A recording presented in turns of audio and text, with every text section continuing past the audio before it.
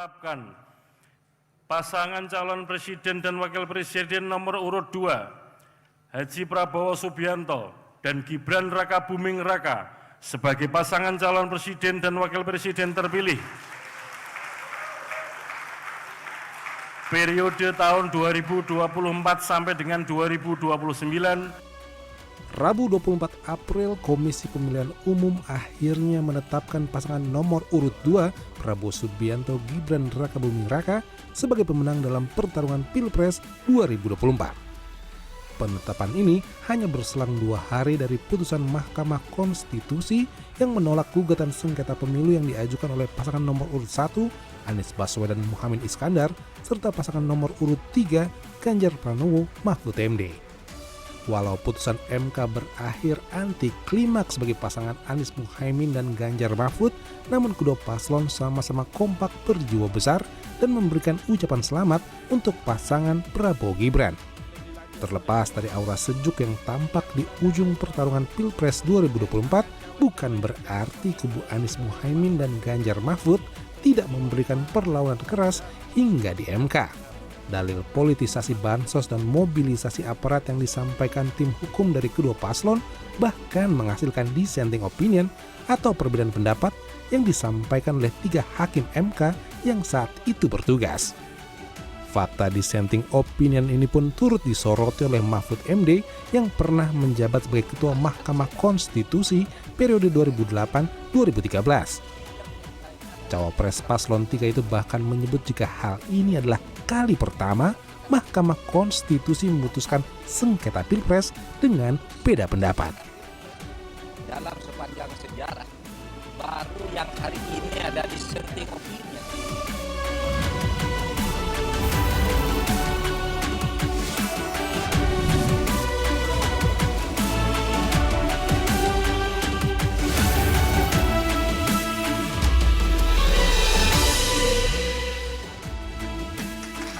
Oke, selamat datang di Kabinet Bayangan dan hari ini kita rapat kabinet lagi. Tapi tadi ada yang nggak datang. Iya, sama seperti sekarang menteri kita juga nggak datang. Iya, ini nggak datang ini lagi tren nih kayaknya. Iya betul. Minimal kalaupun datang telat. Ucapan selamat juga bisa telat, ya kan ya. Iya. Tapi lebih baik telat daripada tidak sama sekali. Iya, nggak juga sih. Enggak, ya. Tapi saya yakin ya, Menteri Agama kita ini kan yang telat ini Menteri Agama kita ya, Dr. Adi Pre ini kan. Iya. Kenapa dia telat kan? Karena dia lihat di sebelahnya ada Menkominfo kita ya, yang lebih gus dari dia, padahal dia Menteri Agama. Sudah ada Menkominfo kita, Gus Ipang Wahid. Terima kasih. Kali ini Anda sebelum Waalaikumsalam. sampai Menteri Agama kita datang, Adi Pre ini Anda Menteri Agama ad interim juga. Oh iya, siap perintah. Ya, kan? Yang berikutnya nih, Ya, kita kenalkan yang berikutnya pendatang baru nih. pendatang baru, orang lama tapi pendatang baru. Iya, di forum ini pendatang baru. Bang Emrus Yombi. Ya. Oke, berikutnya nih Ya, dengan Taksim. ya. Beliau ini Penguasa Gunung Bundar. Asal jangan yang diperiksa ya, harus beliau yang meriksa. Kan? Kalau diperiksa repot juga kita bang. Ya kan? keram juga perut kan. Harus yang meriksa. The one and only. Masinton Pasaribu, Jaksa Agung. Paten ya? Yang terpilih. Ini rapat kabinet kalau kayak gini paten juga kan bang? Paten kali pun. Kadang-kadang orang juga nggak tahan jadi menteri kadang-kadang rapat kabinetnya terlalu santai dan ura-uraan gini kan. Kayaknya serius loh jadi menteri ya gitu. Oke, kita sebelum lanjut ya kita mau kasih kesempatan kepada kaset pres kita nih Bang. Ini laporan terkini, ada kabar baik tentunya datang dari negara tetangga kita Indonesia. Karena pemilu presiden dan wakil presiden di sana sudah berakhir dengan aura yang bisa dikatakan positif ya. Tapi nggak tahu ini menurut siapa. Tapi mayoritas menyatakan seperti itu. Setelah gugatan sengketa pemilunya ditolak oleh Mahkamah Konstitusi, pasangan Anies Baswedan dan Muhaimin Iskandar serta Ganjar Pranowo dan Mahfud MD, mereka pun kompak memberikan ucapan selamat untuk pasangan Prabowo Subianto dan Gibran Rakabuming Raka yang menjadi presiden dan wakil presiden terpilih. Ini nih, kita dengerin cuplikannya. Sampaikan kepada Pak Prabowo dan Pak Gibran, selamat menjalankan amanat konstitusi, selamat bekerja menunaikan harapan rakyat yang kini diembankan di atas pundak bapak-bapak berdua. Saya sempat berkali-kali ditanya pendapat pribadi tentang Pak Prabowo. Dan saya jawab, beliau adalah seorang patriot. Hari ini saya terus mempercayai sebagai seorang patriot. Beliau adalah seorang yang telah mengalami pendidikan modern sejak usia belia dan berasal dari keluarga intelektual yang amat terpandang. Dan tentu kami mengucapkan selamat bekerja untuk pemenang dan mudah-mudahan PR-PR bangsa ke depan bisa segera diselesaikan. Yang paling menarik perhatian itu justru suasana keakraban yang tampak kembali terlihat saat KPU menetapkan Prabowo Gibran sebagai pemenang Pilpres 2024. Karena ada pasangan Anies Muhaimin yang juga hadir di sana langsung dalam rapat pleno penetapan Presiden dan Wakil Presiden terpilih oleh KPU RI pada Rabu 24 April kemarin. Jadi kehadiran Pak Anies dan juga Cak Imin ini tentu diapresiasi oleh Presiden terpilih Prabowo Subianto dalam pidatonya. Kita dengerin.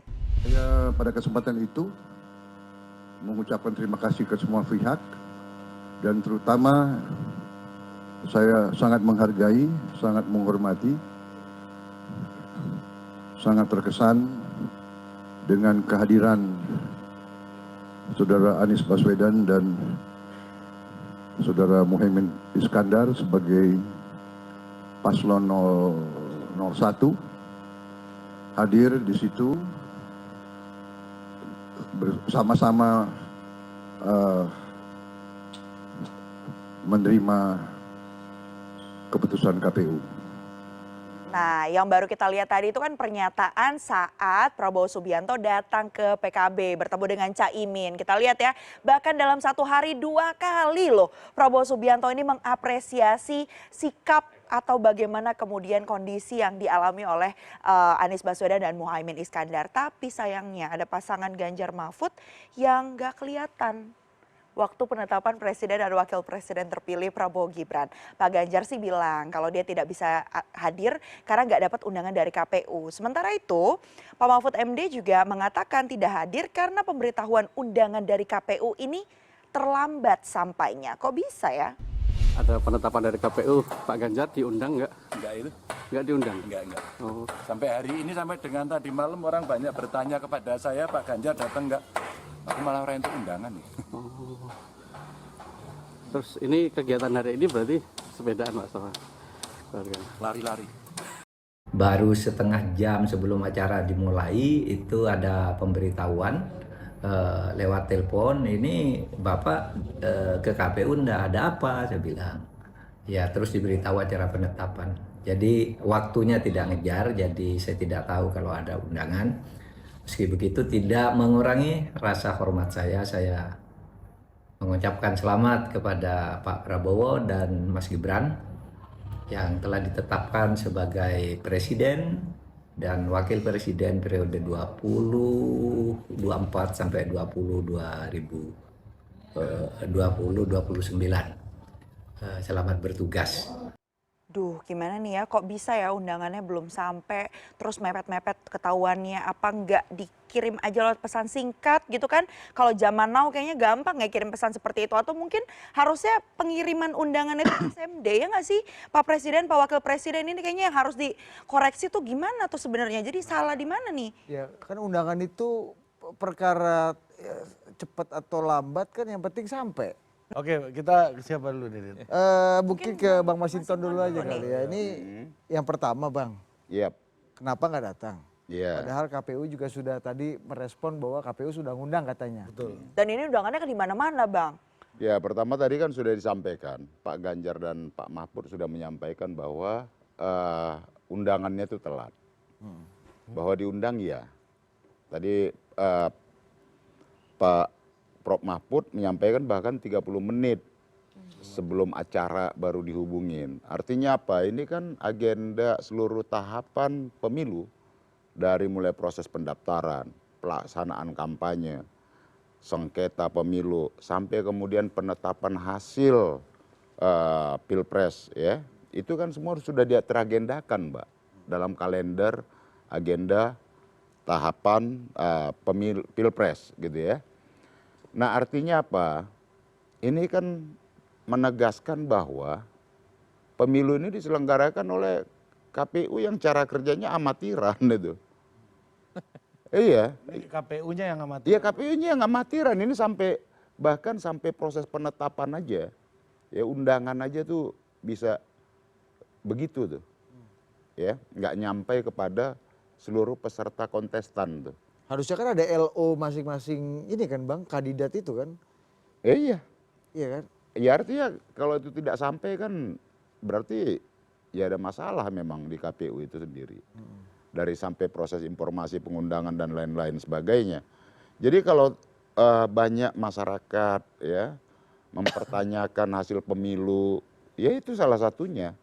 Ini menampakkan KPU ini amatir benar gitu. Kalau kita lihat seluruh rangkaian itu, bahkan aplikasi yang dibuat sebagai bentuk transparansi, akuntabilitas kepada publik ternyata nggak bisa menyajikan informasi yang akuntabel, yang bisa dipercaya gitu. Contoh apa sih, rekap seperti itu kan. Nah itu menampakkan seluruh proses rangkaian pemilu ini ya memang ya ini diselenggarakan secara amatiran itu.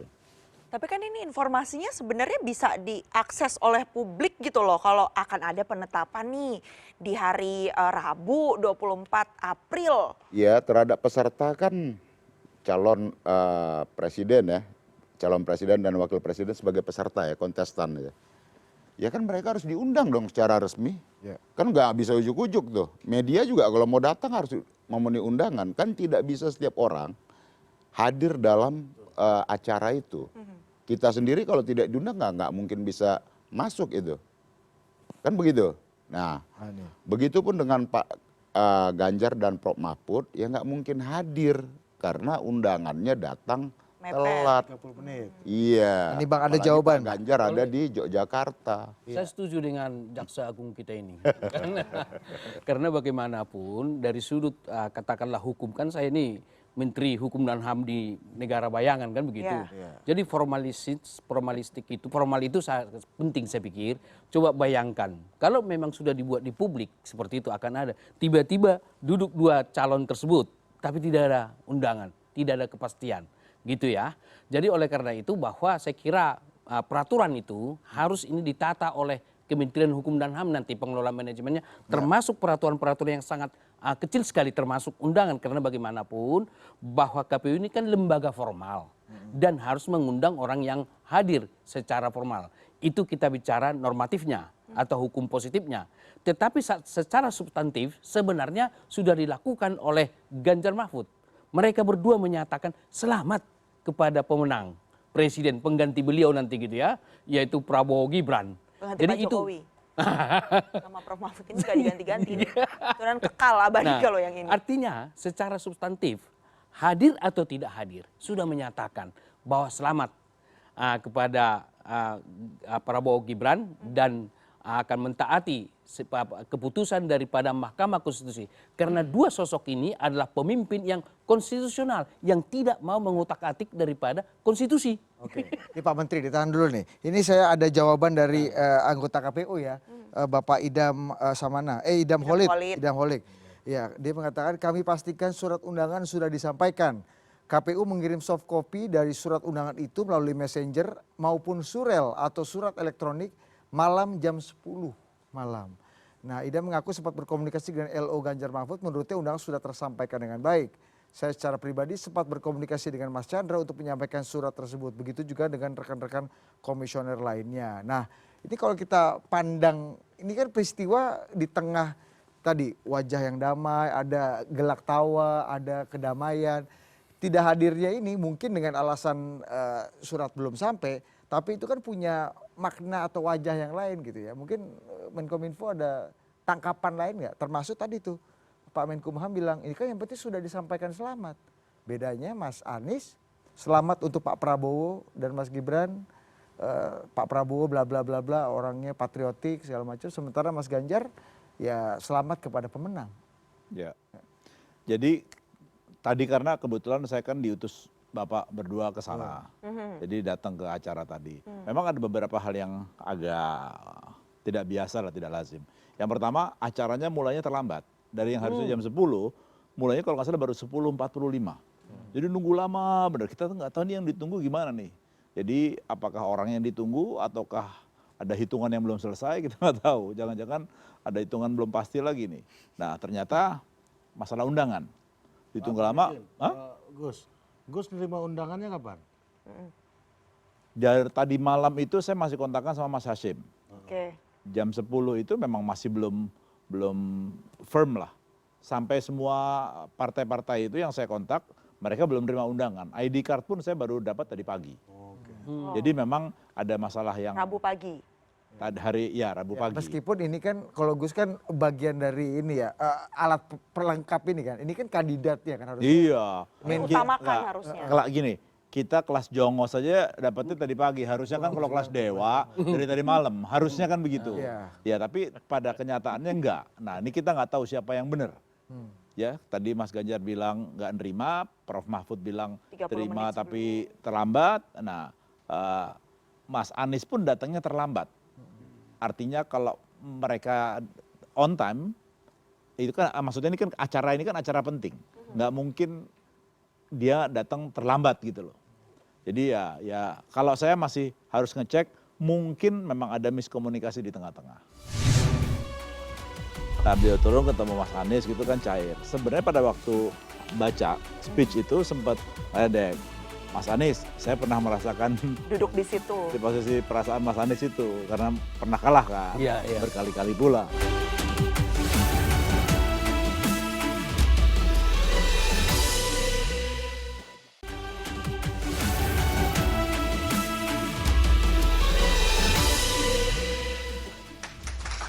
Ya, masih di rapat kerja Kabinet Bayangan, mohon izin ini Pak Presiden, Pak Wakil Presiden, para Menteri dan Pak Jaksa Agung. Kita punya satu tayangan ini yang memorable banget. Kalau ngomongin momen penetapan Capres dan Cawapres terpilih. Kita tayangin di belakang sini. Ini dia momennya. Mana Dinda? Ini dia. Tampilkan. Mana wajahku aja situ Dinda? Ampun Pak.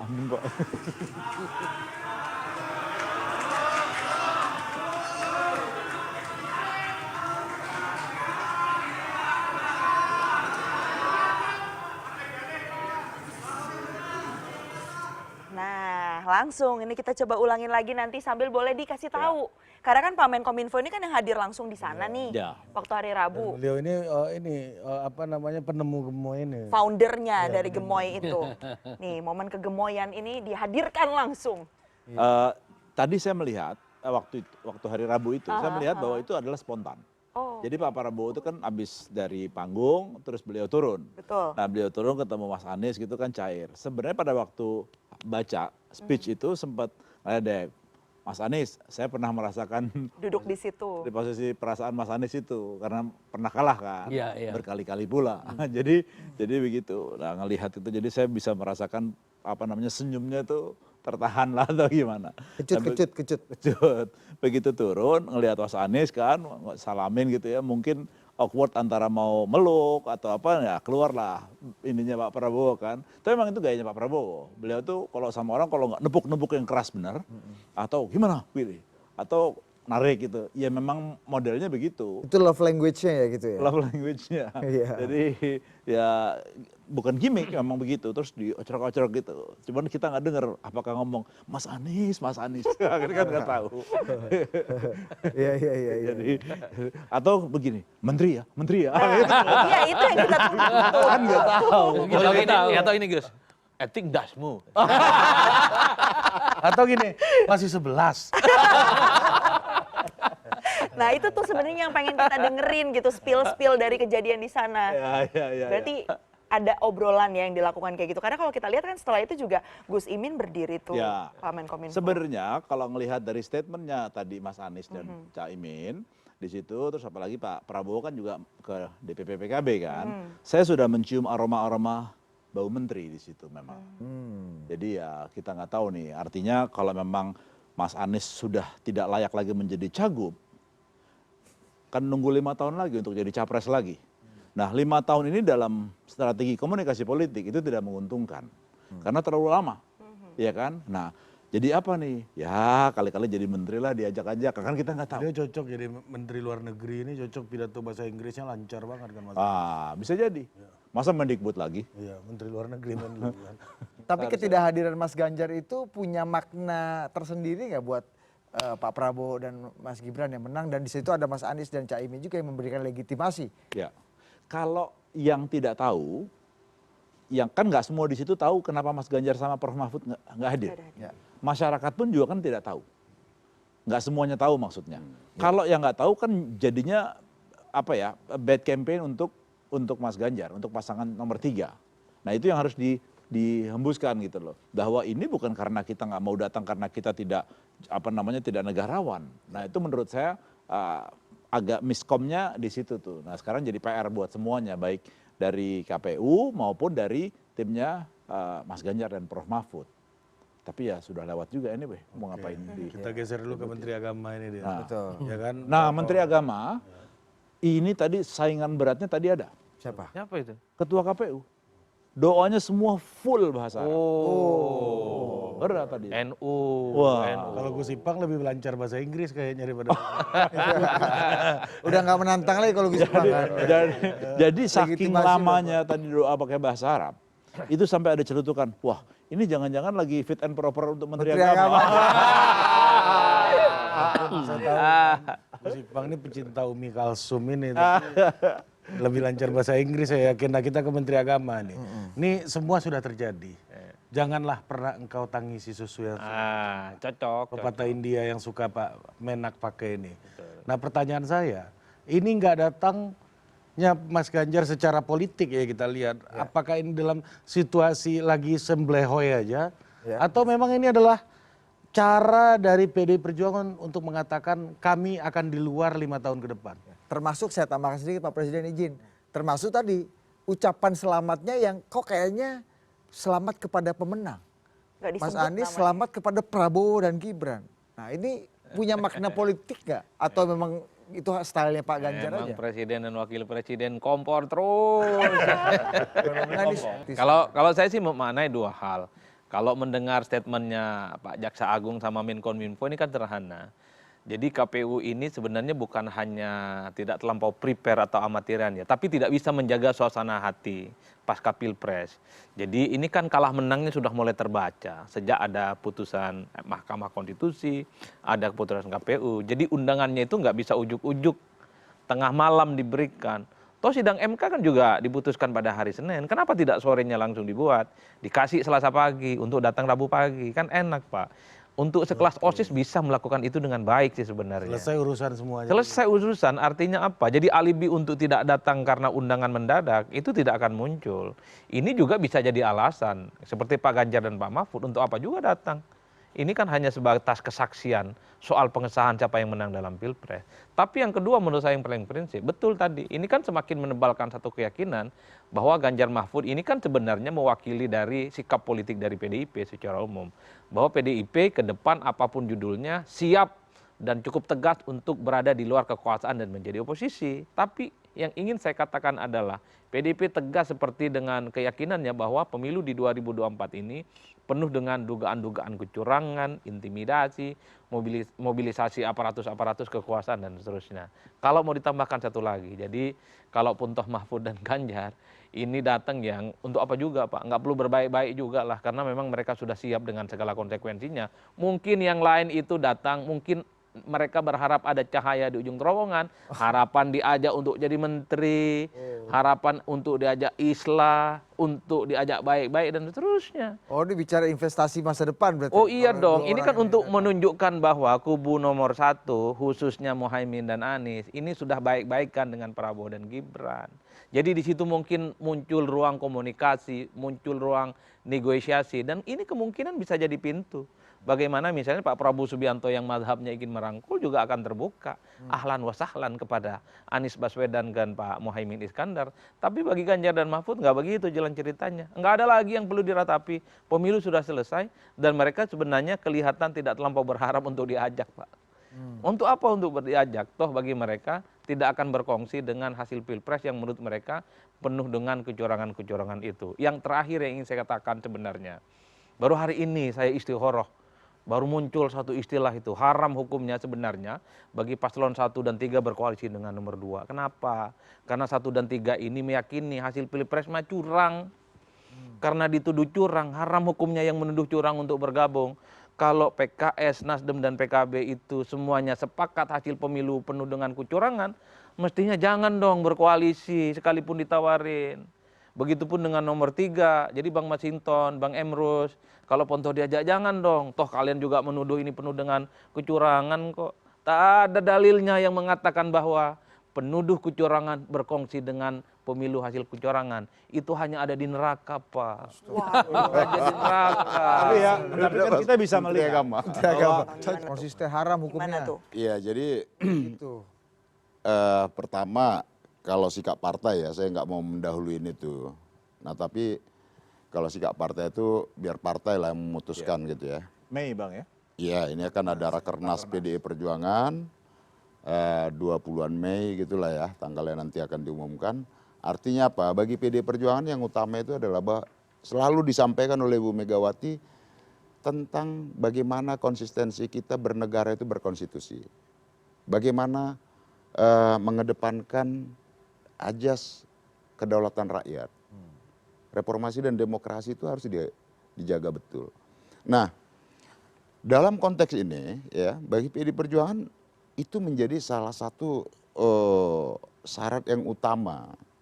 Itu bahwa PDI Perjuangan pernah berada dalam pemerintahan, pernah di luar pemerintahan, ya.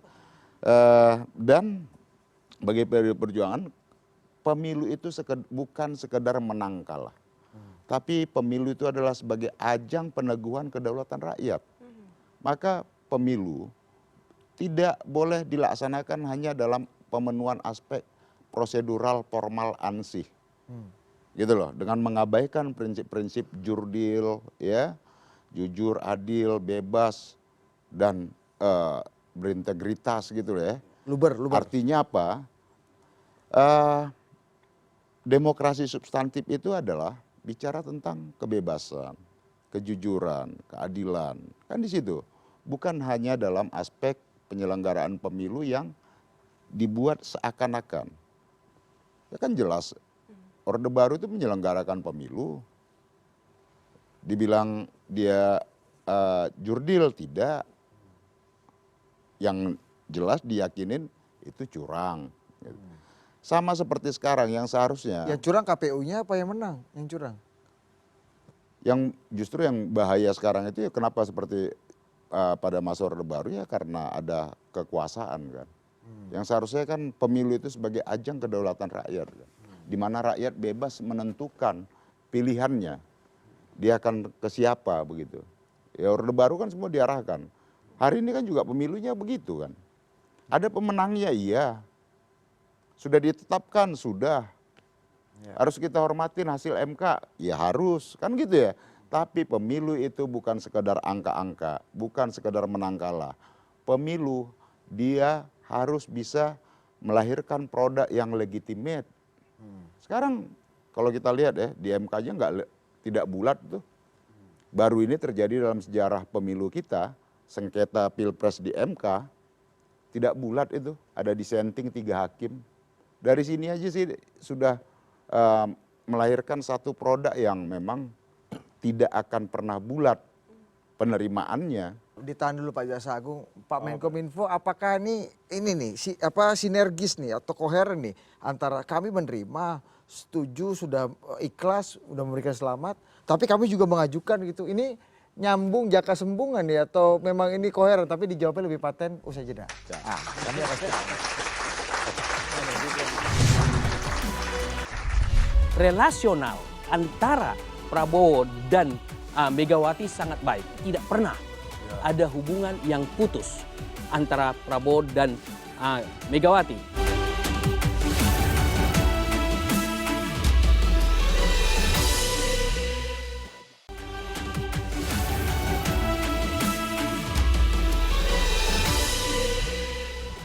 Oke, kembali lagi di Kabinet Bayangan. Gimana tadi Pak Menkominfo, silakan dielaborasi itu. Jadi menurut saya lebih baik PDIP ini satu kata satu perbuatan. Oh iya. Tegas banget ini Pak Yai. Oh enggak harus, karena menurut saya kan juga kebetulan pernah membantu PDIP 2014. Roots-nya memang seperti itu, marwahnya itu seperti itu. Jadi daripada gabung dalam sebuah koalisi bahtera yang besar, rakyat ini tidak ada yang terwakili. Nah menurut saya sudah tanggung. Nggak paten ya? Nggak paten. Mas Hasto setiap hari kerjaannya nyikatin Pak Jokowi seperti itu, terus ngapain lagi nanti bergabung? Ya kan, logikanya dasarnya seperti itu. Bagi saya ya, ini bagus bagi PDIP sendiri. Oh, berarti langkah Mas Hasto ini udah tepat ini? Tergantung. Setiap hari membuat Sikapnya. press conference untuk mengkritisi gitu. Kalau kami ini, para praktisi komunikasi ini, caranya Mas Hasto ini kan ada dua arti. Bisa jadi emang itu caranya Mas Hasto yang kepingin PDIP di luar. Karena mungkin ada sebagian Korea-Korea itu yang kepinginnya di dalam.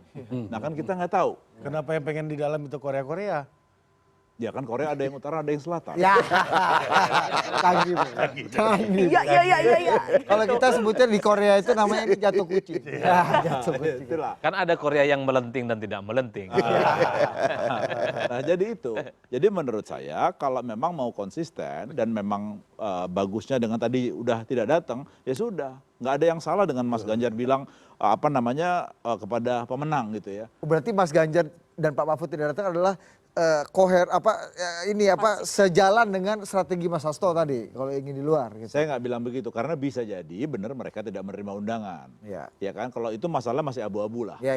Tapi kalau masalah ngomongnya bahwa tidak menyebut nama untuk kepada pemenang, ya itu haknya Mas Ganjar. Kita nggak bisa memaksakan orang untuk tiba-tiba menjadi sangat baik seperti yang Bang Masinton bilang. Ya sudah, kita udah begini. Tapi kan undangan itu Don't expect haknya Mas Ganjar sebenarnya, Gus. Oh iya. Haknya nggak diberikan harusnya Melawan dong. Aku mau datang tanpa diundang. Iya, aku udah mau naik sepeda dari Jogja untuk datang gitu. Udah pakai helm. Nah, jadi ke situ. Setuju nggak Bang kalau kira-kira di situ? Iya. Sebagai pribadi bukan sebagai. Betul, itu kan lebih pada acara seremoni. Anda jadi host juga. Kalau tidak Iya lupa kita. izin Pak Presiden dan Pak Wapres. Ya kalau nggak salah juga pada 2014 penetapan hasil Pilpres 2014 lalu juga itu cuman dihadiri yang pemenang aja. Artinya itu sebenarnya sih nggak ada inilah, lebih pada seremoni lah itu. Artinya secara sikap gentleman udah disampaikan kok, diucapkan selamat. Gitu. Kan legitimasi Bang, ini legitimasi penting untuk menjalankan pemerintahan selanjutnya. Ya, tanpa kalau di tidak. Amerika kan sebelum ada victory speech, yang kalah harus kasih pidato konsesi dulu, ucapkan selamat, baru yang menang. Begitu putusan MK kemarin disampaikan, itu final dan mengikat, Prof Mahfud dan Pak Ganjar menyampaikan. Begitupun dengan Pak Muhaimin beserta Pak Anies.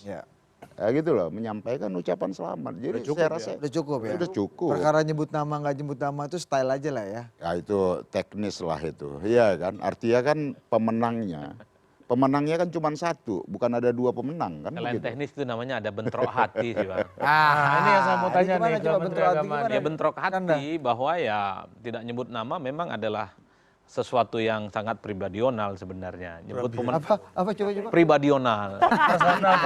Personal dan subjektif. Nah, Itu pribadional. jadi ya udah disebut aja sebagai pemenang. Pemenang itu orang juga pasti mensimplifikasi adalah Prabowo dan Gibran. Seperti halnya bukan Jokowi. Jadi seperti halnya Miftah Sabri itu tidak mau menyebut Gibran. Dia hanya selalu menyebut Jokowi Junior.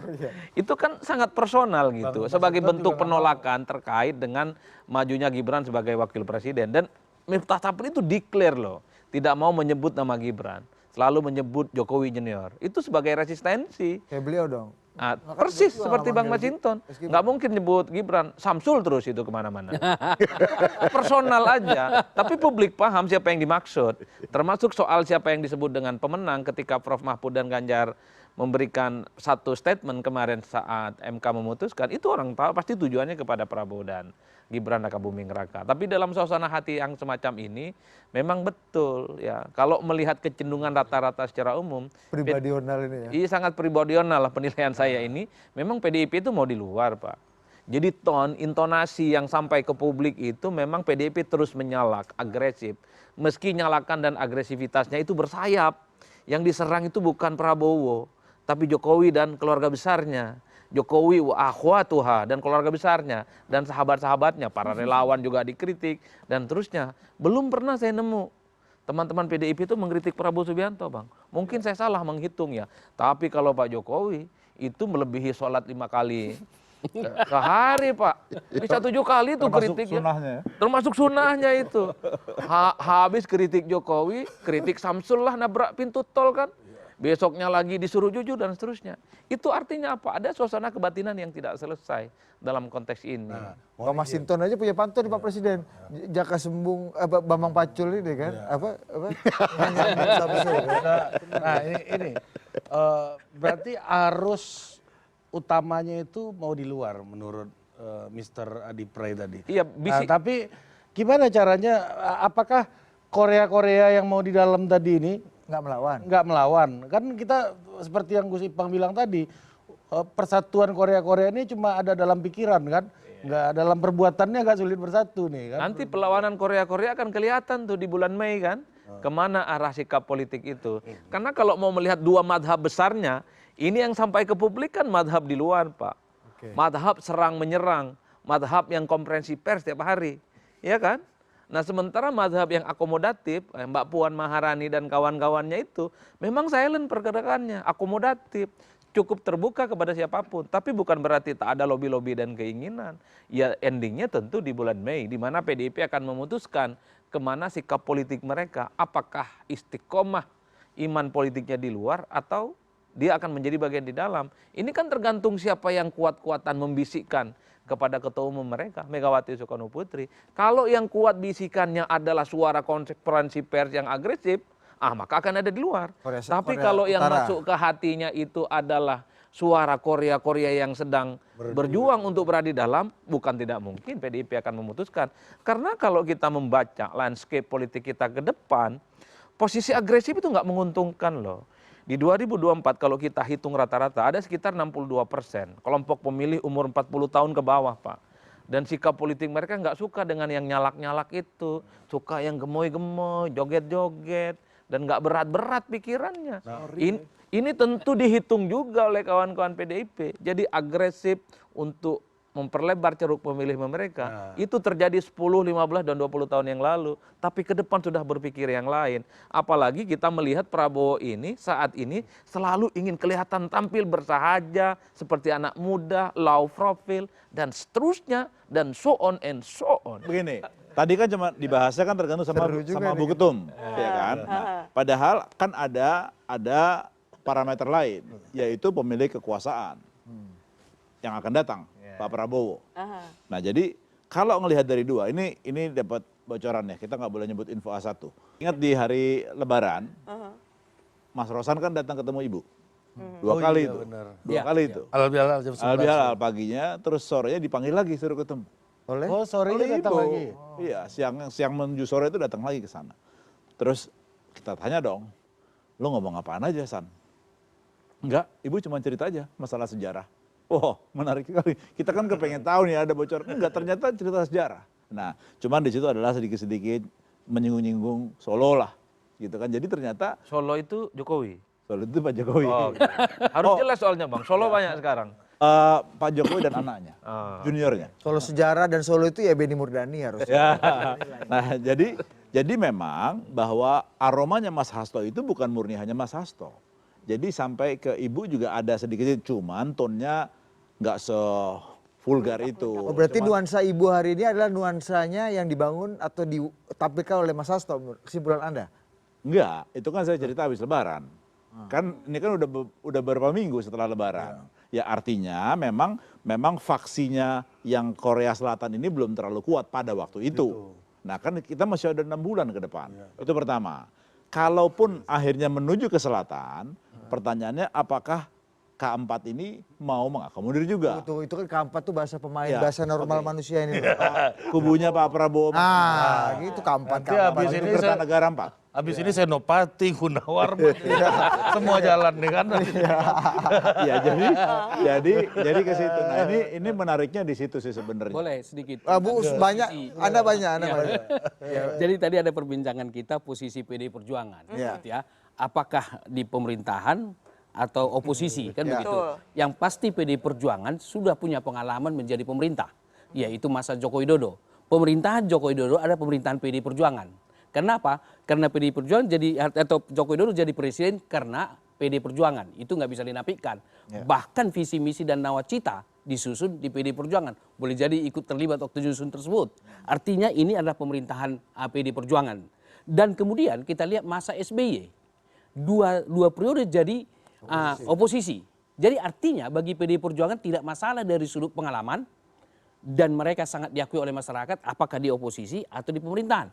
Nah konteksnya sekarang adalah kita lihat tadi teman-teman menteri mengatakan bahwa hubungan relasional antara Megawati dan Prabowo tidak terganggu itu gitu ya. Dan kalau kita lihat selama pemilu yang melakukan diduga kecurangan itu saya melihat tidak dilakukan oleh Pak Prabowo. Yang menggelontorkan daripada bansos itu siapa? Ya temannya presiden kali gitu ya. Nah ini jadi semua pergerakan yang ada itu sebenarnya boleh dikatakan tidak Prabowo yang melakukan. Dan kemudian relasional antara Prabowo dan Megawati sangat baik. Memang kalau kita pakai hubungan antar pribadi bahwa memang hubungan antar manusia itu kadang menghangat, kadang mendingin, cooling dan lain-lain gitu ya. Tapi tidak pernah ada hubungan yang putus antara Prabowo dan Megawati. Megawati kan salah satu tokoh yang berperan ketika Prabowo kembali ke Indonesia. Saya kira gitu harus kita akui. Nah hubungan mereka berdua ini sangat baik sekali. Sekalipun ada kadang-kadang menghangat dan mendingin gitu ya. Nah namun tidak pernah terbakar. Kalau terbakar berarti putus gitu ya. Kalau Pak Jokowi? Nah, tunggu dulu. Berarti ada sosok tertentu yang memang ada terbakar hubungan itu dan itu tidak gampang mengendalikan. Saya tidak mau sebut namanya. Kasih cepat dulu. Udah. Belum. Nah, oleh karena itulah maka PDI Perjuangan kalau saya melihat bisa saja nanti bagian dari pemerintah karena memang hubungan relasi dengan Pak Prabowo tidak ada terganggu. Dan saya berpendapat sebagai seorang menteri gitu ya bahwa sebaiknya bisa saja bergabung. Dengan demikian maka Prabowo lebih kuat lagi, tidak ada lagi dua tokoh yang matahari bersinar. Karena ketika PDI Perjuangan masuk, sosok tertentu akan keluar. Pak Jokowi. Akhirnya. Tapi kan wakilnya Pak Prabowo, Mas Gibran. Baik. Itu anggota tubuhnya Pak Prabowo. Baik, ya betul. Bagian dari pimpinan daripada Prabowo. Dengan demikian bisa enggak kalau tugas atau jabatan wakil presiden itu sangat tergantung dalam tanda kutip ya adalah belas kasihan daripada presiden. Ya tugasmu hanya meresmikan menutup acara misalnya. Bahasa dari kampung kau duduk aja lah kau di situlah. Bisa. Ban serep. Ya ban serap gitu ya kalau sesuatu yang terjadi. Kalau tidak terjadi ya bisa saja habis satu periode dia habis di situ juga. Jadi oleh karena itu saya kira sangat tepat perlu dipertimbangkan. Bahwa? PDI Perjuangan bagian dari pemerintahan yang akan datang supaya memang Prabowo semakin kuat. Ini berarti Korea Selatan nih beliau. Semakin kuat. Kalau tidak dua matahari bersinar nanti. Main teman-teman saya aja. Jadi sebenarnya kalau bagi PDI Perjuangan ya. Bang, izin bang. Bagi PDI Perjuangannya kita lanjutkan supaya paten dan panjang usai jeda. Kami akan kembali. Usai jeda. Agak rumit menghadapi PDIP kalau berada di luar kekuasaan, Pak. Ini kecil-kecil cabai rawit, anggaplah begitu. Apalagi cabainya udah gede, pemenang pileg. Kalau di luar kekuasaan, tiap hari konferensi pers, repot, Pak.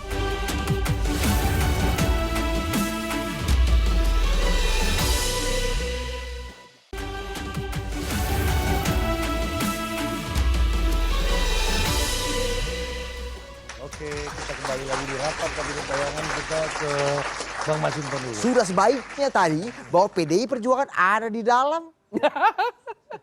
Itu sebaik-baiknya. Pertanyaannya dulu. Jadi yang saya di KTA-nya Bang Masinton ini Koreanya utara atau di MZ ini Bang Masinton? Iya. Tadi lupa Gus Ipang kan Korea Utara tadi Mas Hasto dan Mas Ganjar ibaratnya gitu. Korea Selatannya siapa tadi? Mbak Puan, Bang Pacul. Ada satu lagi Emrosio demilitary zone ini kan. Itu hebat dari PDI Perjuangan. Dinamika politik dalam PDI Perjuangan itu memang sangat ini ya. Ketika keputusan diambil itu semua tegak lurus di situ. Nah artinya apa? Yang saya pahami dalam sikap politik ya PDI Perjuangan oleh Ibu Megawati gitu ya, bahwa selalu menempatkan konteks kedaulatan rakyat, demokrasi itu di atas dari persoalan kita ikut dalam pemerintahan atau tidak.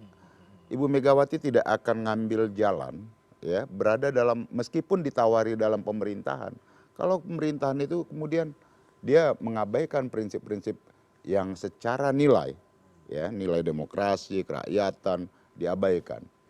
Nah, bagi PDI Perjuangan tentu ya yang utama itu adalah bagaimana politik itu sebagai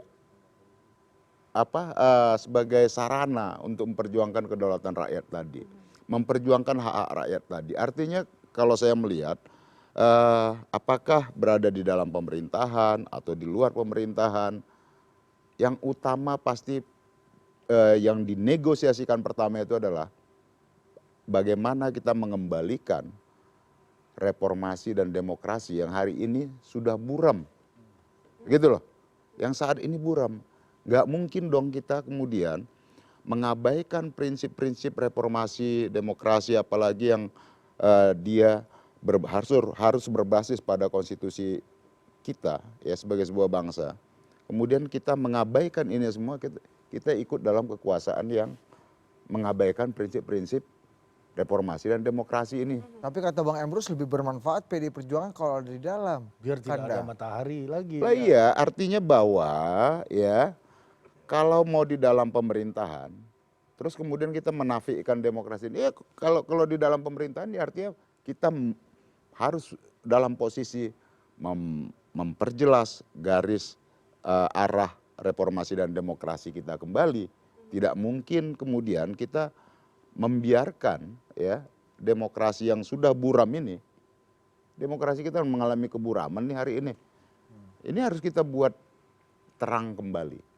Artinya bahwa kalaupun PDI Perjuangan kemudian di dalam pemerintahan atau di luar pemerintahan, prinsip-prinsip reformasi demokrasi inilah yang menjadi landasan utamanya, bahwa partai didirikan bukan untuk sekedar berkuasa, tetapi partai dia mau berkuasa tidak berkuasa ada nilai yang diemban. Nilai politik apa? Kerakyatan, keberpihakan. Nah itu. Bang izin, tapi kalau kata Prof. Emrus tadi, satu-satunya jalan quote unquote untuk menyingkirkan pengaruh Jokowi dari Pak Prabowo adalah dengan masuk ke barang ini ke dalam. Ya itu kan enggak itu kan maunya sana, tapi kan maunya sini belum. Ini kan ibaratnya gini, kayak nilai tukar rupiah nih lagi anjlok. Pada waktu kita ngomong 1 bulan 2 bulan lalu mungkin PDIP nilai tukarnya masih bagus. Sekarang kan enggak, terkoreksi. Karena iya jauh. Saham-saham terkoreksi ya. Terkoreksi sekali. Jadi memang fluktuasinya terlalu ekstrim sekarang ini. Kenapa? Karena gini, kan kalau KIM ini, Koalisi Indonesia Maju ini, kalau tanpa yang lainnya cuma 4 partai itu taruhlah 44% misalnya. Nama koalisinya aja udah kayak Korea ya, KIM ya. KIM, sengaja dipilih itu. Nah, KIM ini 44%. Dengan misalnya masuknya Nasdem dan PKB ke situ, itu kan sudah ketambahan 20% lagi. Kan jadi udah 64% taruh. Udah nggak butuh lagi. Gus Ipang izin, Pak Jokowi ini hanya menyisakan 1 PKS loh di luar. Ini kan kalau kita bicara rujukan dan Pak Prabowo adalah wajah dari keberlanjutan Pak Jokowi. Dan artinya style-style Pak Jokowi mungkin akan dilanjutkan. Dan harusnya lebih besar daripada itu. Exactly, Pak Jokowi hanya menyisakan PKS aja di luar barang ini. Loh, kan waktu itu kan masih akur. Sekarang kan enggak. Ini nggak bisa, bapernya ini akut. Jadi tidak semudah itu. Jadi 64% sudah lebih dari cukup untuk menjalankan pemerintahan ini ke depan. Ada konsekuensinya. Artinya bahwa kalau misalnya PDI Perjuangan ada di luar dengan kalkulasi seperti itu, pertama yang tambahkan ada 2 partai, Nasdem sama PKB. Ini pasti kepentingan yang harus disuapi, ada 2 kekuatan politik. Dibanding dengan masuknya PDI hanya 1, kan begitu. Dan kemudian PDI Perjuangan dia punya suara terbanyak loh sekarang. Di tengah guncangan tersebut mereka bisa menjadi pemenang.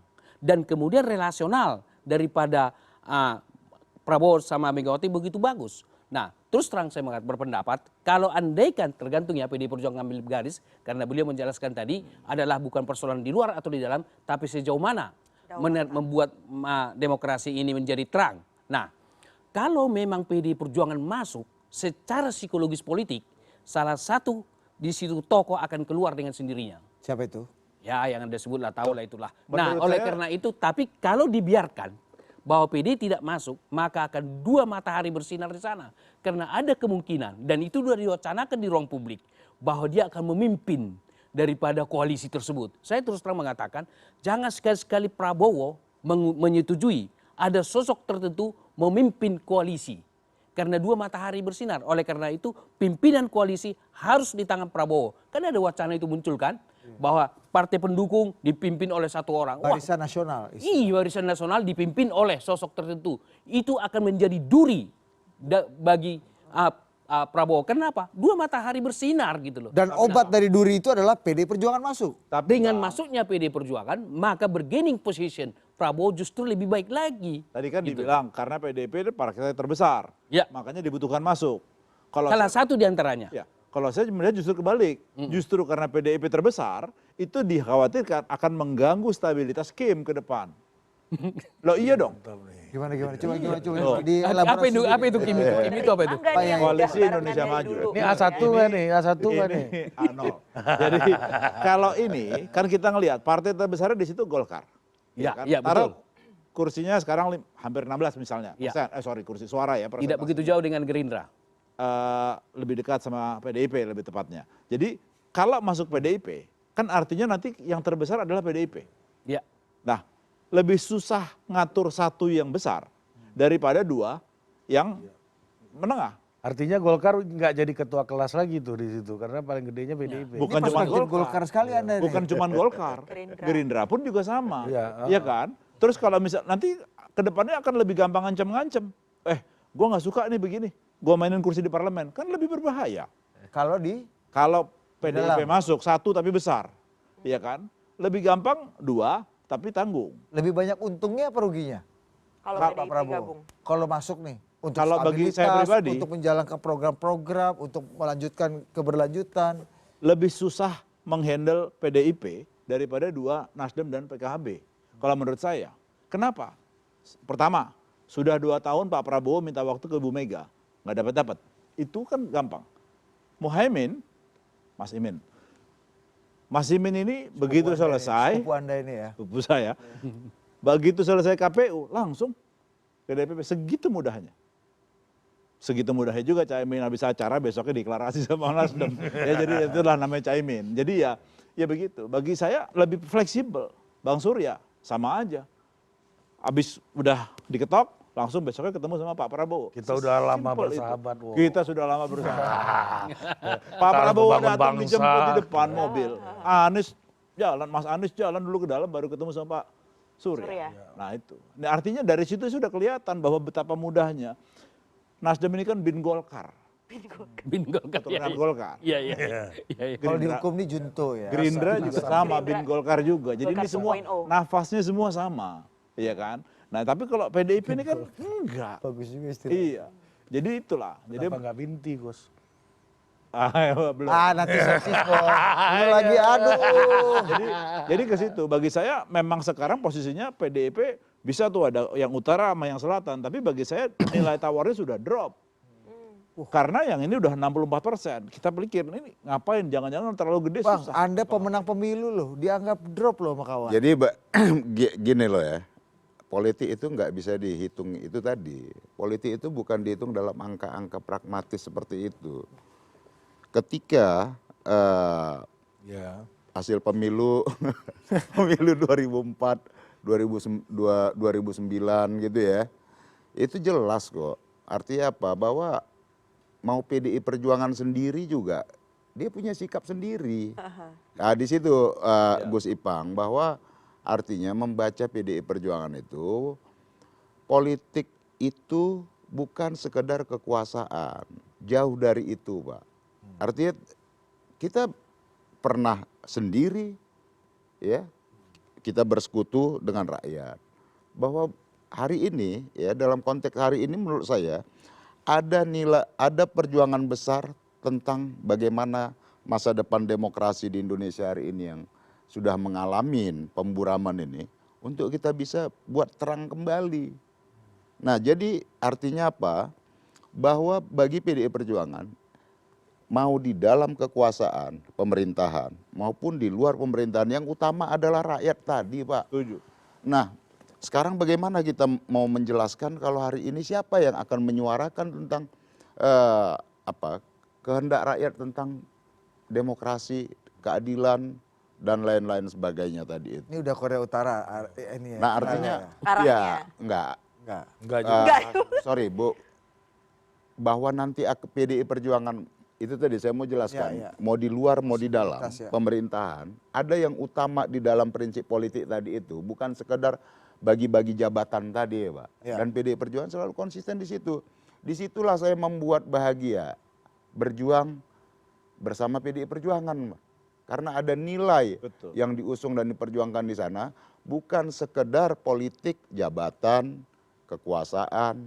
Itulah politik. Artinya apa? Tugas partai politik itu harus memberikan satu edukasi, memberikan satu pemahaman dan kesadaran kepada rakyat bahwa politik itu bukan sekedar jabatan dan kekuasaan, gitu loh. Oke, kita ke Menteri Agama. Apa tafsirnya perdebatan ini? Tadi kata yang mulia Emrus Yombing ini, ya kan yang lebih cocok jadi lawyer, kupikir daripada jadi ahli komunikasi ini tadi stylenya ya. Itu PDI masuk ya kan supaya bisa berkontribusi dan mengurangi pengaruh Jokowi sekaligus menyelamatkan Pak Prabowo dari potensi matahari kembar. Dua matahari kembar. Dua matahari kembar. Sementara Gus Ipang tadi bilang, PDI itu valuasinya udah drop ya kan. Sementara Bang Mas Hinton bilang ini yang penting mau dalam mau luar, yang penting rakyat. Demokrasi.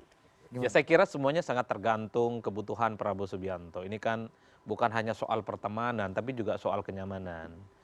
Jangan-jangan misalnya Pak Prabowo ini kenapa misalnya punya interest untuk bertemu dengan Megawati, ingin mengajak berkoalisi, ya karena memang agak rumit menghadapi PDIP kalau berada di luar kekuasaan, Pak.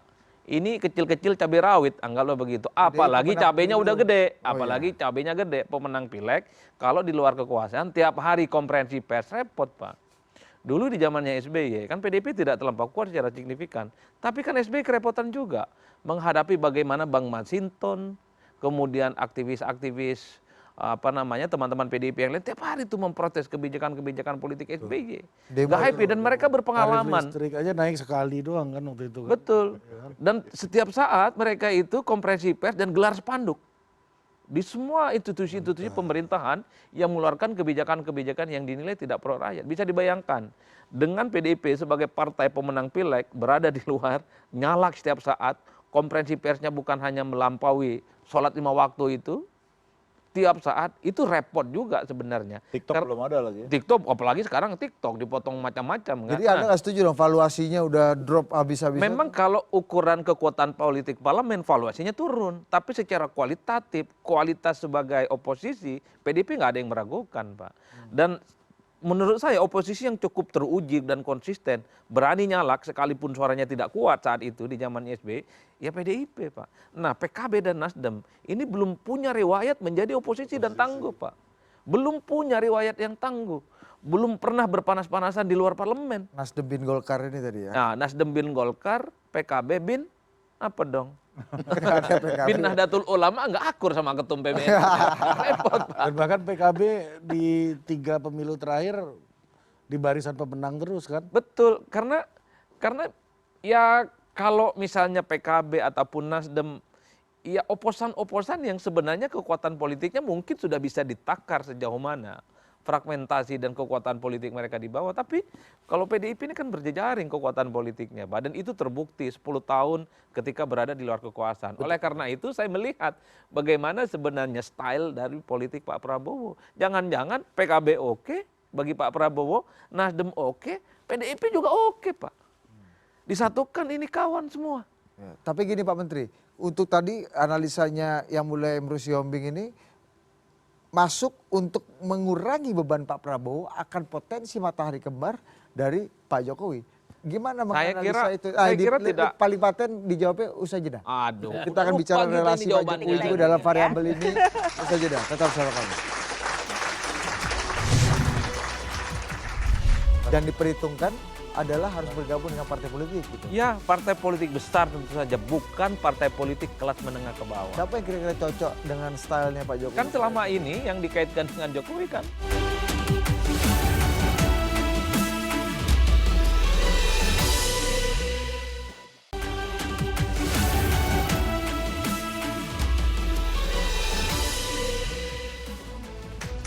Ya, masih di rapat kabinet bayangan, kita lanjutin dulu tadi analisanya dari Pak Menteri Agama, tafsirnya seperti apa. Mengurangi beban Pak Prabowo akan potensi matahari kembar.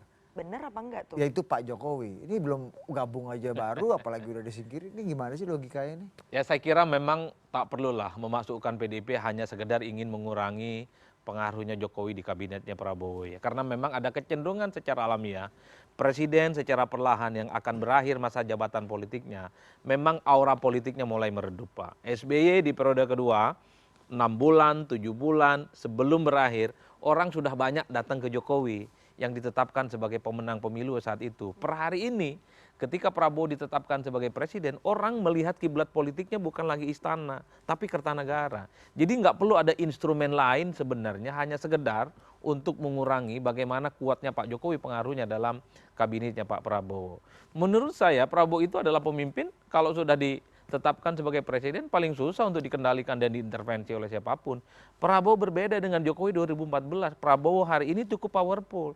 Dukungan parlemennya 44%, kemudian ketua umum partai, jaringan politik nasional dan internasionalnya teruji. Jokowi waktu 2014 nggak punya itu, bukan ketua umum partai. Yang mengendalikan partainya masih Megawati Soekarno Putri. Jaringan politik nasionalnya juga tidak terlampau kuat, karena dianggap sebagai newcomer. 2 tahun di Jakarta, tiba-tiba jadi presiden. Apalagi luar negerinya. Apalagi luar negerinya. Dan yang ketiga saat itu parlemennya remah, di bawah 40%. Oleh karena itu di tengah kekuatan yang cukup berlimpah, sebenarnya Prabowo ini cukup lebih nyaman sebenarnya dan lebih bebas untuk memutuskan siapa partai politik mau bergabung ataupun tidak. Di luar hal-hal yang disampaikan oleh Pak Menteri kita Menkominfo soal PDIP yang mungkin akan menimbulkan gejolak internal, PDIP ini kan ibarat orang ya ngajak orang kaya Pak. Ini PDIP punya segala-galanya, pengalaman punya, kekuatan partai punya, pemenang pileg juga punya. Justru saya khawatir partai-partai yang lain tuh nggak happy Pak dengan adanya PDIP. Ini partai bonafit bos. Ini partai bonafit. Bukan pada Prabowo-nya yang nggak nyaman, tapi partai-partai pendukung Prabowo-nya. Nah ini kan Pak Jokowi kayaknya nadanya udah bukan PDI lagi katanya. Ya bukan nadanya Pak, sudah wassalam. Ini benar-benar nih ya, karena Ketua Bidang Kehormatan PDI Perjuangan, Komarudin Watubun ini juga sudah bilang bahwa kini katanya partainya ini nggak lagi memikirkan soal status keanggotaan dari Presiden Jokowi dan keluarganya di partai. Bahkan menyatakan bahwa Jokowi ini adalah bagian dari masa lalu dari partai. Meskipun memang Jokowi dan keluarganya tak pernah mengembalikan kartu tanda anggota kepada partai. Dirinya juga menyebut bahwa partainya ini menjaga yang namanya etika dan kehormatan Jokowi sebagai presiden. Jadi menurutnya keputusan tidak memecat atau mungkin menarik mintain tuh KTA-nya dikembaliin itu ya itu udah lebih kepada etika aja lah ya. Kita dengerin nih pernyataannya. Dengan tindakan Pak Jokowi dan termasuk anak-anaknya, anak-anak mantunya seperti saat ini, ya sudah itu bagian dari masa lalu partai. Kita berpikir hari ini dan masa depan. Itu lebih penting daripada kita bicara satu keluarga itu terus kita pusing juga. Tidak usah perlu orang begini. Saya dapat telepon banyak dari struktur di bawah ya, termasuk teman-teman partai. Kok kami yang anggota biasa orang kecil di bawah ini kalau mendukung si calon yang bukan dari PDI Perjuangan langsung dikasih peringatan, dipecat, ya sudah saya sampaikan, memang bukan diskriminasi tapi pemberlakuan yang sedikit berbeda di situ. Kenapa berbeda? Karena Pak Jokowi itu adalah kader yang mencapai tingkat tertinggi menjadi presiden, dan tentu dari situ kita juga menjaga etika dan kehormatan beliau.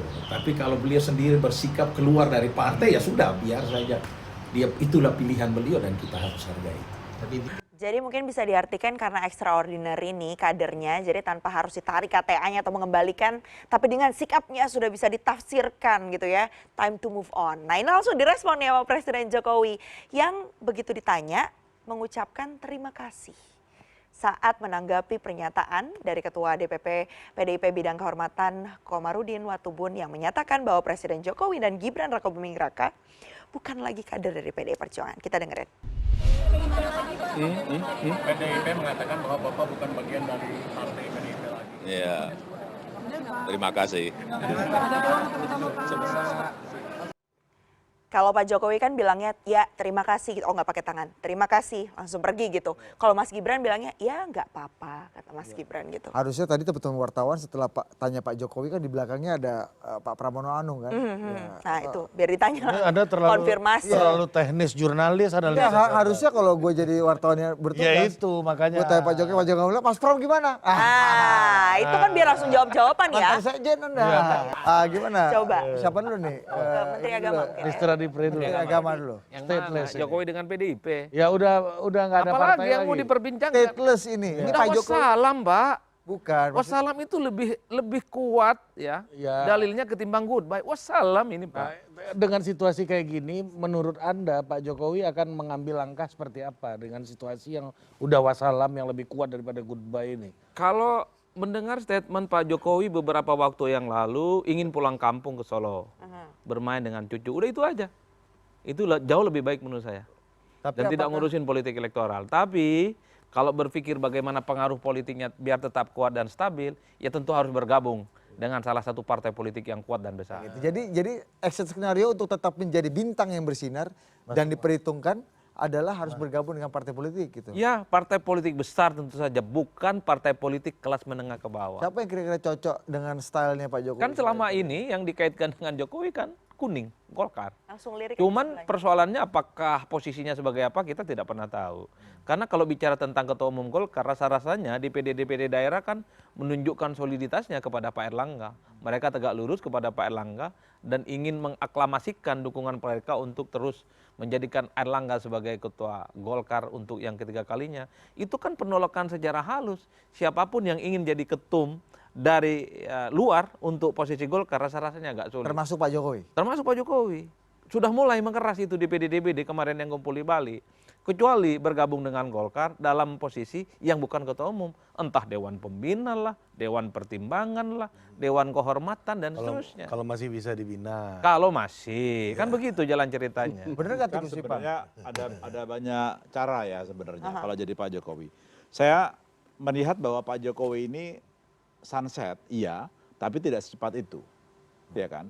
Jadi kenapa? Pertama ada Mas Gibran di situ, ya, jadi alias Samsul. Jadi ada Mas Gibran di situ. Yang kedua adalah bahwa ini kemenangan Pak Prabowo ini karena kontribusinya Pak Jokowi juga ada. Disitulah kenapa ada beberapa posisi tertentu yang memang Pak Jokowi masih minta supaya ini bagian daripada reimburse-nya lah kira-kira. Legasinya untuk dipertahankan. Nah di situ dan Pak Prabowo tampaknya akan mengabulkan itu. Kontribusi Pak Jokowi itu kemenangan Pak Prabowo itu juga ada atau sangat besar? Sangat besar. Sangat besar. Kalau bahasanya Adipri ini ada hadiah dari Jokowi. Ya, kan bukan cuma Pak Prabowo yang menikmati. Golkar pun juga menikmati. Jadi strateginya Pak Erlangga pada waktu itu mendekat ke Pak Jokowi itu lumayan ngefek lah. Nah, tapi juga tidak segampang itu untuk Pak Jokowi langsung masuk ke Golkar. Kenapa? Nggak menguntungkan juga buat Pak Jokowi. Kalau sebagai ketum, ya kan. Tapi kalau sebagai mungkin salah satu ketua dewan segala macam, itu mungkin menurut saya lebih masuk di akal. Kok nggak menguntungkan untuk Pak Jokowi, Gus? Bukannya jadi punya bargain yang lebih besar ketika Pak Jokowi menjadi ketum dibanding Pak ketua Jokowi dewan yang lain? Beyond itu kalau saya melihatnya. Ngerti nggak? Jadi nggak bisa terus ujuk-ujuk kayak begitu, bukan stylenya Pak Jokowi juga. Ya. Pak Menteri Agama ini bahasa penolakan atau bahasa penerimaan nih kalau tadi? Disuruh balik ke Solo.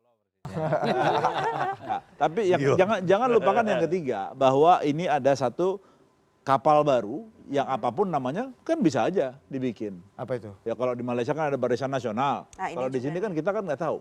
Apapun namanya, artinya bahwa ini mengarungi bahtera barang-barang yang Pak Jokowi ada di situ.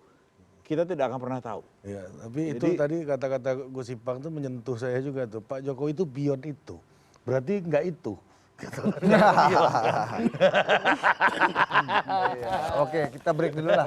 Sebelum kita nanti minta tanggapan nih, gimana? Seberapa besar potensi ada tadi ala-ala di Malaysia Barisan Nasional yang tadi udah di-cut duluan kan? Dan Pak kata Jokowi ini Menko betul Polhukam. kalau dalam kewarganegaraan sebelum dipanggil pulang oleh Pak Prabowo, gantian kan dulu Pak Prabowo dipanggil pulang oleh Bu Mega, ini Pak Prabowo ngambil pulang Pak Jokowi. Stateless ini, nggak punya partai kalau dianggap sudah pisah dari KTA-nya Bang Mas. Mainkan dulu breaknya Dinda. Kita break dulu biar gua nggak lama-lama.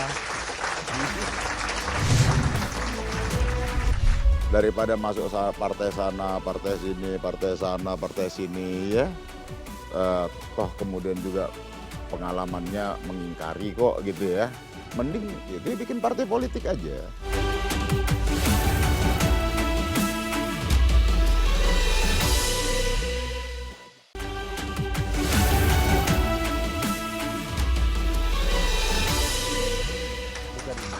Oke, abangku. Emru Syoming yang bukan sarjana hukum ini gimana melihat dinamika Pak Jokowi dalam pusaran ini juga? Tadi Anda bilang kalau PDI masuk ke Pak Prabowo, Pak Jokowi akan otomatis out. Tapi lupa, di dalam masih ada Pak SBY. Aduh, jadi masuk ke Bu Mega Tapi ini kan? buat edisi minggu depan beliau lebih cocok Menteri Kesehatan. Karena hidup sehat cara si Hombing. Cara Hombing. Misalnya bicara tentang SBY dan Jokowi beda. Artinya bahwa ketika kepemiluan tadi kan lebih cenderung kepada peran Jokowi dan keluarga gitu ya. Sementara SBY kan tenang-tenang saja hanya masuk sebagai partai koalisi gitu. Jadi tidak bisa dibandingkan dan itu tidak apple to apple. Baru kemudian adalah bagaimana kalau Jokowi menjadi pemimpin atau katakan pemimpin Golkar sangat jauh kemungkinan. Pertama, jauh kemungkinan tuh mungkin apa enggak? Kalau boleh sampai mendekati zero deh, mendekati nol gitu ya. Justru nggak mungkin. Kalau kita katakan nol kan nanti kehendak Tuhan gitu kan. Kenapa saya mengatakan itu? Bahwa menjadi pemimpin di Golkar itu harus 5 tahun menjadi kader gitu ya. Itu kan bisa berubah-ubah. Tunggu dulu, kalau itu dirubah berarti sama saja merubah konstitusi lagi kan? Konstitusi anggaran dasarnya. Iya loh, masa terus ada sesuatu perubahan konstitusi gitu kan kemarin perubahan konstitusi. Maka Gibran masuk kan? Jadi masuk lagi dia berubah lagi konstitusi. Kalau kata haters 0103 MK aja bisa apalagi cuman Golkar. Artinya persepsi publik tidak baik. Ketika mereka masuk kepada suatu unit atau katakanlah organisasi merubah anggaran dasar atau merubah konstitusi. Meskipun dia menang. Maka nggak usah heran kan ada yang mengatakan kan anak haram konstitusi gitulah kan. Jadi tidak baik. Baik buruk itu moralitas.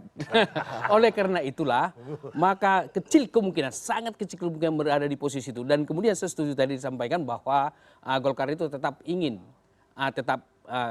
Airlangga untuk memimpin. Dan salah satu tokoh senior Golkar dari kampung halaman saya itu mengatakan bahwa ya adalah kampung halaman saya itu. Jenderal Luhut. Nggak usah disebutlah dulu lah. Mengatakan begini, tidak boleh orang intervensi atau campur-campur kepada partai kita. Itu sinyal juga. Abang nggak lihat pas terakhir tidak boleh gitu. Jadi oleh karena itu saya pikir bahwa Joko Widodo akan masuk ke sana sangat kecil dan tidak baik bagi Joko Widodo sendiri dan tidak baik juga bagi Golkar. Dan Golkar adalah partai yang sangat berpengalaman loh dalam politik. Tapi kan begini Bang, makanan yang kolesterolnya tinggi itu biasanya lebih enak Bang. Oh begitu ya. Tapi jadi terus Pak Jokowi yang dianggap stateless ini di mana? Karena hampir tadi kalau kata Bang Masinto di belakang hampir mustahil balik ke Solo. Wong anak cucunya di Jakarta wakil presiden. Satu lagi di Sumatera Utara. Ada juga mau dibawa artinya juga dia ke tanpa sini. partai. Sebenarnya harapan dia kemarin kalau PSI masuk. Itu kan? Iya ini kan udah nggak ada. Nggak ada. Sebut yang ada aja. Kemudian yang ada aja Bang. Untuk posisi di partai sudah boleh dikatakan mendekati nol lah. Mau ke partai mana? Nggak ada lagi. Demokrat nggak mungkin. Nasdem nggak mungkin. Dan partai-partai lain. Golkar saya kira tidak akan mau. Masa pesona Pak Jokowi nggak diperebutkan oleh partai-partai ini? Bintang bersinar, approval rating. Karena kemarin itu dia punya power. Setelah diputuskan di KPU, sekarang presiden yang akan datang adalah Prabowo dan Gibran, dan Prabowo sebagai nakodanya, itu kan semakin redup. Istana semakin redup, semakin bercahaya adalah Kartanegara ya. Keempat tadi. Saya kira itu suatu realitas politik. Jadi sehingga nggak usah heran, orang nanti akan ke sana. Karena apa? Di mana ada kekuasaan itu orang akan lebih cenderung ke sana. Jadi kata teori politik juga demikian ya, bahwa ketika dia punya power, dia akan mendekat. Begitu power itu sudah menurun, orang kan lama-lama meninggal. Bahkan mulai hari ini, saya pikir orang tidak merujuk lagi ke Istana Negara. Sudah mulai bergeser merujuk ke Kertanegara. Demikian. Wih, paten juga Bang ini. Sampai speechless ini Presiden negara. Agak lain juga Bang ini. Kita geser dulu Lagi ya. mikir terpesona sama rhymingnya. Bisa kepikiran di tempat itu. Memang kalau dari suku Batak ini mengkritik pun merdu. Harusnya sih ya. Ini mau pecah suara 1-2 nih sama. Ya kalau tadi ya daripada masuk partai sana, partai sini, partai sana, partai sini ya. Toh kemudian juga pengalamannya mengingkari kok gitu ya. Mending ngomong cucu. Enggak, kalau memang masih pengen menjadi sesuatu di politik tadi itu ya bikin partai politik aja. Itu menurut saya jauh lebih fair ya. Ketimbang masuk partai sana, partai sini gitu ya. Itu menurut saya jauh lebih fair bahwa ikut berkontribusi dalam proses membangun politik demokrasi tadi itu, Pak. Gimana? Pak Jokowi itu orang yang selalu berpikirnya beyond. Jauh. Keluar lagi tuh Beyond. Pak Jokowi itu mikirnya jauh. Beliau sangat visioner dalam langkah-langkahnya apapun ya.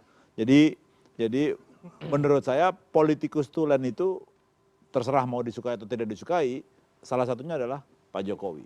Jadi kalau Pak Jokowi berpikir sekarang ini, dia sudah berpikir plan A, B, C, D, E. Ya, nggak pernah yang namanya Pak Jokowi itu hanya bersandar dengan satu rencana. Nggak ada. 5-5-nya disebar langsung. Sudah. Yang mana nih pancing yang kira-kira kayaknya akan kuat. Ya kan? Ya kita nggak peduli pancing yang punya siapa, ya menurut beliau ini jalan. Jadi nggak ada cerita sekarang ini terus nggak punya apa-apa rata sama tanah. Wah enggak. Nah ini one of a kind-nya adalah justru di saat sunsetting masih nunggu sampai di ujung, ini kuat sekali nih. Dan masih 6 bulan. Dan biasanya kalau kita menikmati sore itu emang menikmati sunset ini kan Gus. Nah, iya jadi 6 bulan ini kita masih belum tahu nih. Ini makanya dibikin capek. Tapi yang paling menarik adalah perbedaan dari 2019. Ini yang saya agak sedikit keluar. Kalau 2019 peran relawan tuh tinggi sekali. Betul. Iya kan? Sekarang relawannya bingung bos. Mau nyantol di mana? Tadi KPU nggak ada satu relawan pun. Termasuk ada Ketum Projo tadi. Kan tadi sebagai Menkominfo. Ya artinya orang di barisan pendukung. Nggak dipindah ke depan. Sama mayoritas ini dipindah ke depan. Jadi relawan sudah tidak hadir ya? Sampingnya Pak Erlangga loh. Hadir. Nggak, artinya terjadi pergeseran. Kalau dulu, nah ini tadi sepakat nyambung dengan Pak Menteri Agama. Kalau dulu itu peran partai politik itu kan kalah dengan relawan. Nah sekarang kekuatannya justru adanya di partai politik. Nah ini kembalinya ruh partai politik tadi. Nah disitulah Pak Prabowo sebagai ketua umum, nah ini begitu lumayan powerful. Tapi Pak Jokowi ini juga sama, partai istana ini masih merajai ini. Nah sampai seberapa ini masih 6 bulan bos. Nggak bisa kita ngelihat dalam ini sekarang percaturan masih. Termasuk rujuk gak dengan Bang Masinton? 6 bulan ini. Saya nggak yakin ya, sudah terlalu dalam. Lukanya terlalu dalam. Jadi luka yang di Teguh Umar sama luka di Solo. Jadi agak sulit ya untuk menyembuhkan. Dua-duanya luka. Luka dua-duanya. Itu jadi yang membuat ini tidak sesimpel itu. Dan yang kedua adalah pendukungnya Pak PDI Perjuangan itu juga pasti akan susah sekali. Tiba-tiba seorang Bang Masinton akan memuji-muji Pak Prabowo dan Pak Jokowi ke depannya gitu. Memuji kabinet ini. Wah ini kan kontradiktif dengan pernyataannya PDIP selama ini. Dia terlatih kok. Dia agile ini. Nah, yang oke lah sebagai anggota Komisi Keuangan DPR ini dia terlatih. Midfielder Korea ini oke lah. Tapi kalau sebagai Korea Utara kan nggak gampang bos. Oh iya benar. Iya kan. Jadi ya. Bikin parade nuklirnya kan. Tapi kalau itu gampang banget bantahnya. PDIP kayaknya bisa seperti Demokrat. Hanya akrab dengan Prabowo dan tidak akrab dengan Gibran tuh. Kelihatan Demokrat tuh. Dan PDIP kayaknya juga akan begitu kalau memang punya intensi untuk menjadi bagian di dalam. Tapi kan ada 3 musuhnya, bukan musuh ya, pokoknya yang tidak akrab. Ya musuh lah Bang. Ya, ada Gibran, ada Pak Jokowi, ada Pak SBY. Waduh. Yang pas mau masuk yang terima tamu Mas AHY. Kok Mas AHY? Nah, susah juga akhirnya nggak jadi, dia tunggu depan aja. Tapi kalau SB dan AHY kan luka lamanya perlahan hilang. Sudah recovery. Ya, sudah recovery. Ya ini bukan enemy lagi lah gitu. Kalau ini luka Ya, bacok enak masih juga. menengah ya. Ini Enak sudah juga luka kesiram bensin pula ini. Ternyata menyembuhkan lukanya enak juga pakai seragam-seragam ini kan. Oke. Bintang-bintang ini. Ya. Sendiri ya. Adi Pre terakhir sekali, Menteri Agama. Pak Jokowi akan quote-unquote stateless-nya lama atau Kira-kira dalam situasi ini apa doanya Pak Jokowi juga? Nah, saya kira begini.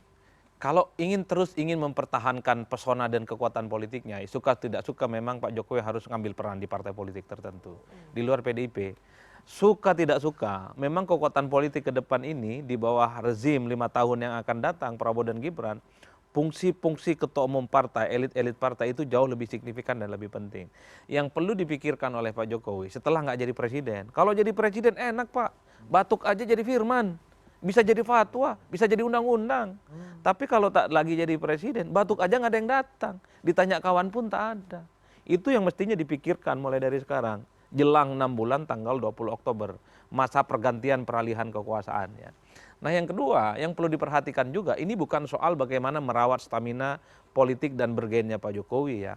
Saya khawatir muncul fight back, bukan hanya dari PDIP, dari orang-orang dan partai-partai yang selama ini merasa terpinggirkan secara politik.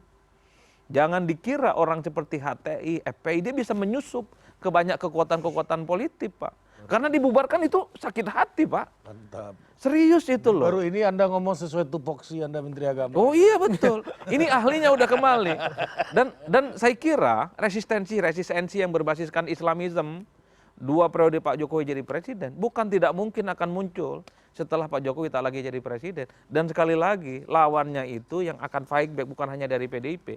PDIP aja bikin repot satu partai. Kalau dari partai yang lain mulai muncul. Itulah yang saya kira perlu juga layak diperhitungkan. Oleh karena itu, sandaran dan bantalan politik setelah tak lagi jadi presiden itu penting. Betul, Gibran di situ jadi wakil presiden. Tapi kita tahu, wakil presiden itu layamutu walayahya. Tak mati dan tak hidup. Ada tapi tak ada. Jadi powernya nggak ada bos. Ya. Ini yang saya kira memang yang disebutkan oleh Datuk Yang Mulia Bang Emrus Sihombing ini, disebut Bang Syarif itu. Disebut Bang Syarif itu posisi presiden. Saya kira itu posisinya. Bukan hanya ingin mempertahankan pengaruh politiknya, tapi saya khawatir ada fight back yang jauh lebih besar. Itu juga dikata, silakan. Dan itu sejalan dengan pemikiran Pak Prabowo. 1000 kawan terlalu sedikit, 1 musuh terlalu banyak. Ini juga mengutip pernyataan Pak almarhum Taufik Kemas yang dirawikan oleh Bambang Pacul. Meninggallah ketika sedang menjabat, maka akan banyak yang ngelayat.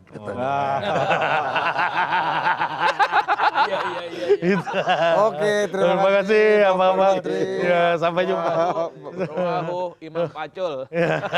Sampai ketemu di rapat kabinet berikutnya. Adios, ayo Dinda, kasih closing dulu. Paten. Udah kan?